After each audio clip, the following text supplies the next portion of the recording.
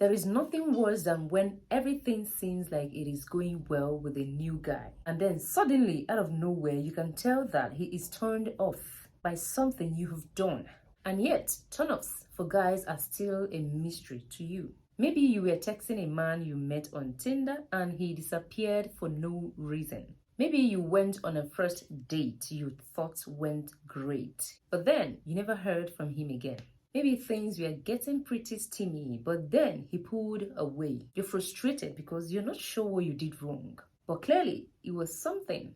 While every man has different things that annoy him or turn him off, knowing what the general turn-offs for guys can help you avoid them. I know some of the following turn-offs for guys might seem like reasonable things to you. What's wrong with wanting all this time? But sometimes when you do them too early in a relationship, or before you've even defined that you are in a relationship, they can scare him off. Number one, talking about the future too soon. I get it. You don't want to waste your time going out with a guy who is not interested in a long-term relationship. But there's a difference between asking a guy, what are you looking for? Or planning an activity or getaway months down the road when you've only gone out twice. Most men, I know, don't plan ahead further than tomorrow. So asking him if he would want to take a weekend getaway will probably make his head explode. And this is one of the turn-offs for guys that is so easy to fix. Just don't get ahead of yourself planning. If there is an event that you're eyeing that you would want to take him to, assuming you are still together, put it in your calendar and ask him closer to that time. Number two, spending more time on your phone than you're talking to him. Have you heard of side bearing? It is the term for spending time on your phone when you're supposed to be spending time with other humans. And 71% of us do it. Are you guilty of side bearing?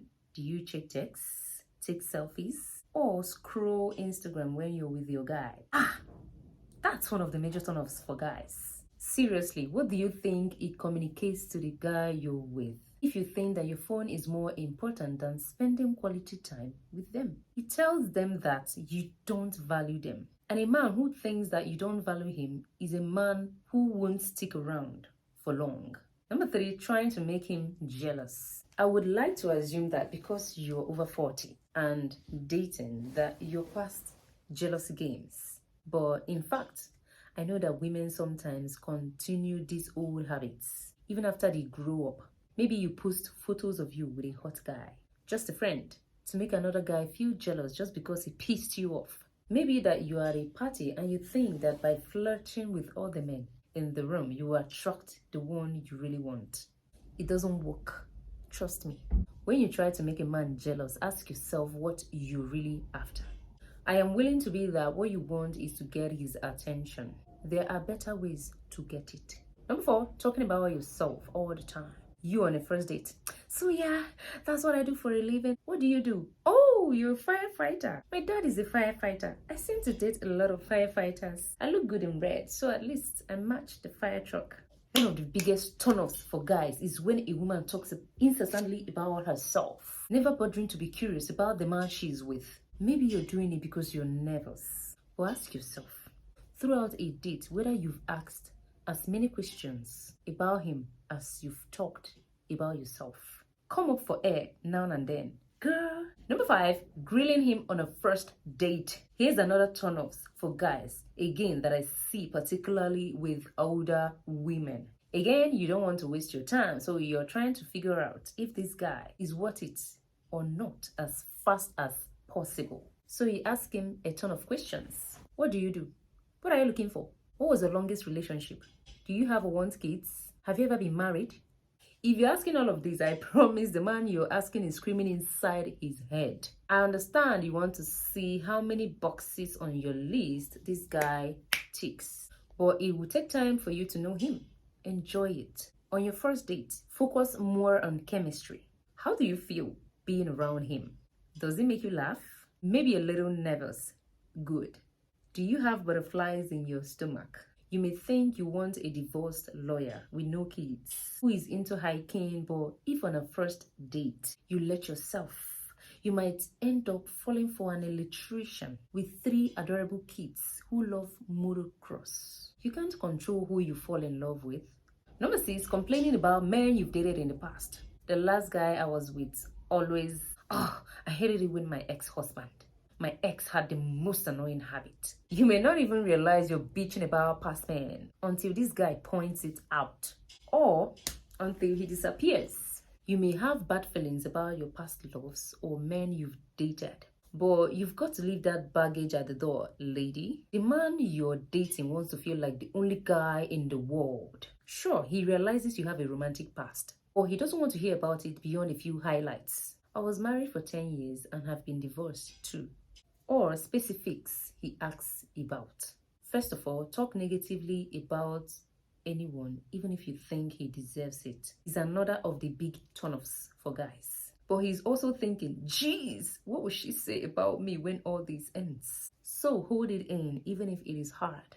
Realize that he is assessing you by everything you say, and bite your tongue whenever a nasty comment arises to your lips. Number 7, never showing appreciation for things he does. He does sweet things for you so often that you come to expect them, and you rarely remember to say thank you or otherwise show appreciation. People like to feel appreciated. If he feels that you don't show gratitude for the little things that he does, he may stop doing them or leaves entirely. It doesn't take much effort to let your guy know that you like those thoughtful things that he does for you. A peck on the cheek, a thank you, or even you doing something in return is all that it takes. Number 8, going overboard with selfies. Here is where men and women differ. Women are much more likely to take selfies. In a recent survey, it was found that 59% of women take selfies. Some men are fine with you taking selfies, while some men find it as a huge turn-off, especially the more you take. If you're at dinner with him and take a selfie, if you're chilling on the couch with him and take a selfie, he may feel that you're a bit narcissistic and move on to find a woman who is less self-absorbed. Just be cautious of how often you take selfies, or maybe dial it down a bit.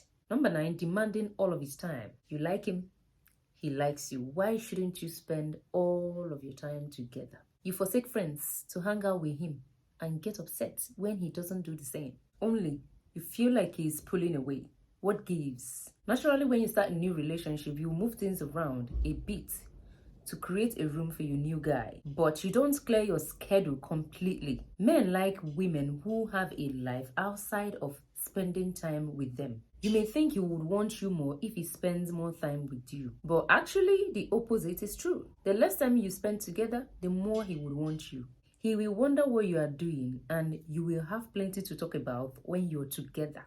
Number 10, leaving things at his house before he is ready. So you've been dating a few weeks and you stay at his house occasionally. You decide to slip your toothbrush into the holder next to his without fanfare. You accidentally leave a clean underwear too. His response? Hey, you accidentally left this. I'm sure you need it at your house. Ouch. This man clearly isn't ready to cohabitate. So pull back at leaving things at his house. He got the hint, trust me. When he is ready, he will say, it will be a lot easier if you left some clothes over here. I even cleared a drawer for you. Just to translate, the clear drawer is the holy grail to dating. It is a big deal. It means he is ready to accept you as a permanent fixture in his life. Celebrate. Rejoice. Just don't rush it. Number 11, picking a fight so he'll kiss your ass. Maybe you have a fiery temper, and in the past, if you threw a fit, your boyfriend or even husband would give in and give you what you want. You like it when a man kisses your butt. It makes you feel in control. But this guy ain't playing your games. You try to pick a fight and get him to chase after you, to apologize for what you think he did wrong. But he just tells you if you want to leave, that's your choice. This is an immature move on your part, I'm sorry to say. I know it is easy to refer to those dating habits you had when you were in your 20s. But realize that dating after 40 is a completely different animal. You were pretty much a child in your 20s and didn't have the emotional maturity you have now. So use it if you're upset about something. Sit down and have a mature conversation about it. Explaining your frustration, that way you will resolve the situation and it won't come back again and again, and you won't turn him off with your childish antics. Number 12, acting like a 20-year-old when you go out. Another thing you might have done in your 20s is party. Now, while you probably still go out with friends to drink and cut loose, you hopefully do so at a more subdued level than your kickstand beers pong days. If not, we may have a problem. Maybe you're nervous around this new guy, and then you drink a bit more than you normally would as a sort of social lubrication. But there you end up being wasted and making a fool of yourself. Tell me if that wouldn't be a turn off if a guy did that around you. Be conscious about how much you drink when you're around a guy you're interested in. If it is a first date, you might not want to factor in alcohol at all if you can't stop ordering drinks. If you do drink, order a glass of water to alternate between adult beverage and the water so that you keep from getting drunk. Number 13, saying I love you way too soon. Another of the turn-offs for guys is when a woman they are dating says those 3 words too soon in the relationship, or worse, even before the guy considers that you are in a relationship. I recognize that sometimes your feeling hits you hard and fast when you're dating someone new, especially if you were in a bad marriage before. But take your time assessing these new feelings. Is it really love or maybe just infatuation? If it is the latter, those feelings of euphoria you feel in the first few weeks will gradually fade. If it is love, it will only grow stronger. Be assured that he feels the same before you tell him that you love him. Number 14, wanting to control him. Has anyone told you that you're a control freak? Dating might be challenging to you. You may feel like having control over what your man does gives you upper hand, or that it may keep him from leaving, when in a reality all that it does is make him want to get as far from you as possible. The illusion about control is that you have it. You can't make him love you or stay with you. And trying to manipulate his every move won't make that happen. So let go and just let the relationship be what it is meant to be. Number 15, flirting with other men. Maybe you got into an argument and now you're pissed at your man. You're at a party or bar and then decide to flirt with other guys to make him jealous or to get back at him. Again, this is a childish move you should leave in your 20s. A good man will fall in love with an emotionally mature woman who can handle her feelings even if it includes anger. Not one who tries to get a revenge by making a fool of herself with every man in the room. Number 16, playing games. If you're scheming to get something from your man without just asking outright, you're playing games.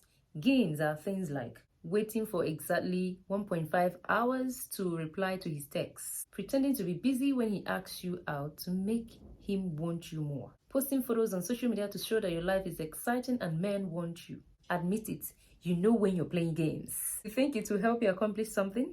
But think about it. Has that ever worked? Number 17, complaining. Sure, sometimes people complain after a stressful day of work. It is perfectly okay to vent to your significant other, but your positivity should far outweigh your negativity in life.